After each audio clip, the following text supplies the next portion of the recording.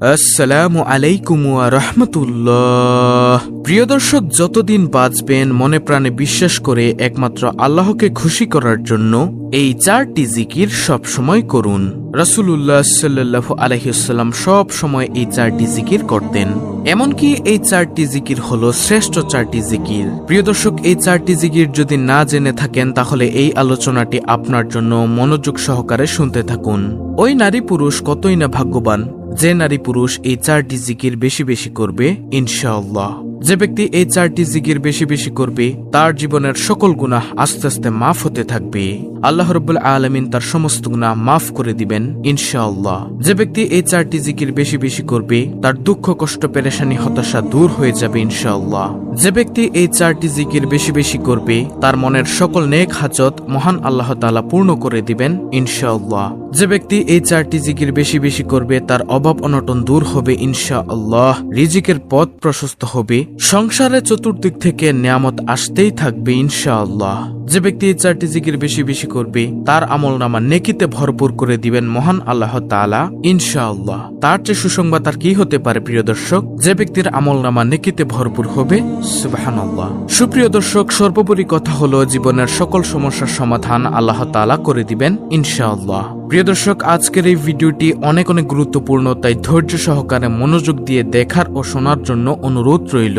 তো যেই 4টি জিকির সম্পর্কে বলেছেন নবীজির প্রিয় সাহাবী আবু হুরায়রা রাদিয়াল্লাহু তাআলা আনহু।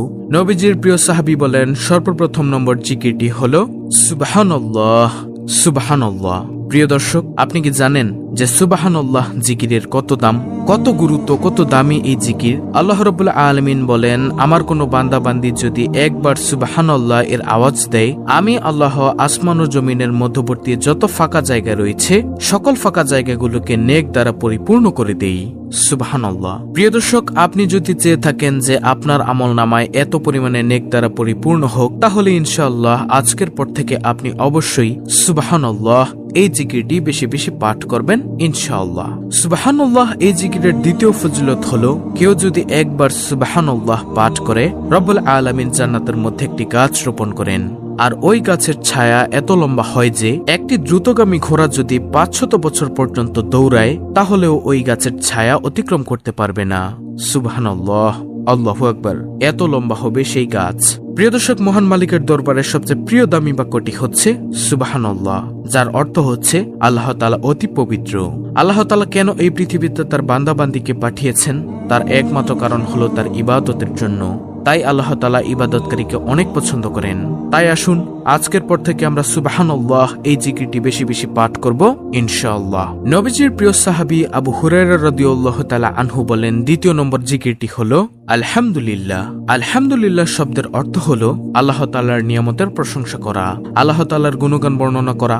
সমস্ত প্রশংসা আল্লাহ তাআলার জন্য।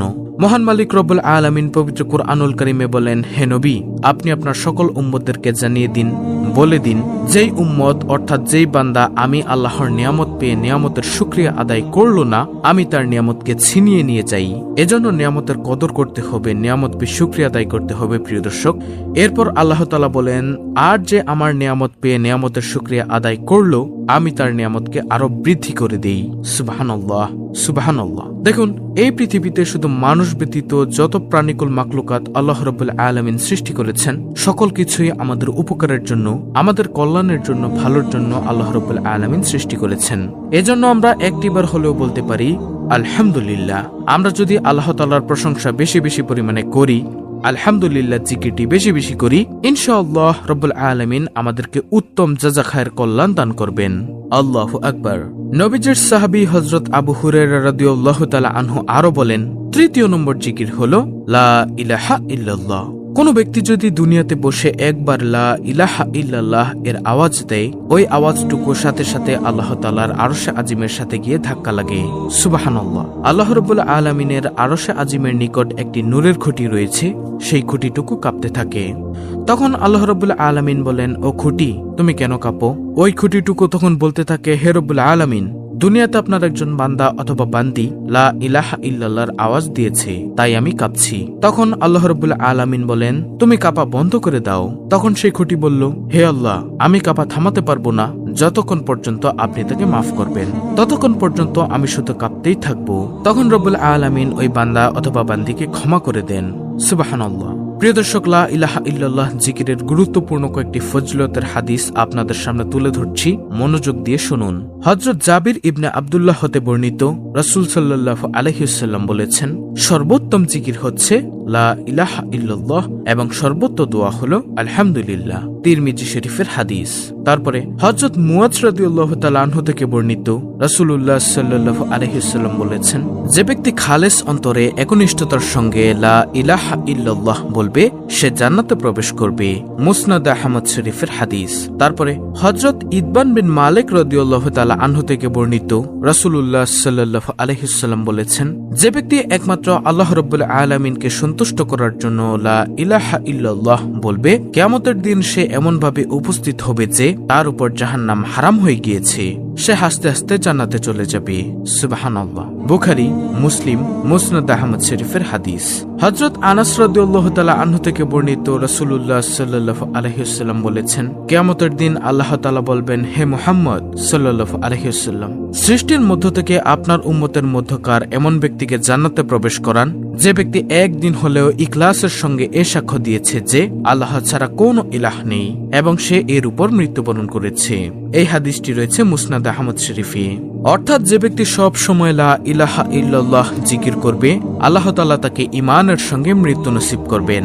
সুবহানাল্লাহ, আল্লাহু আকবার। তাই প্রিয় দর্শক, আমরা বেশি বেশি পরিমাণে লা ইলাহা ইল্লাল্লাহ এই জিকির করব ইনশাআল্লাহ।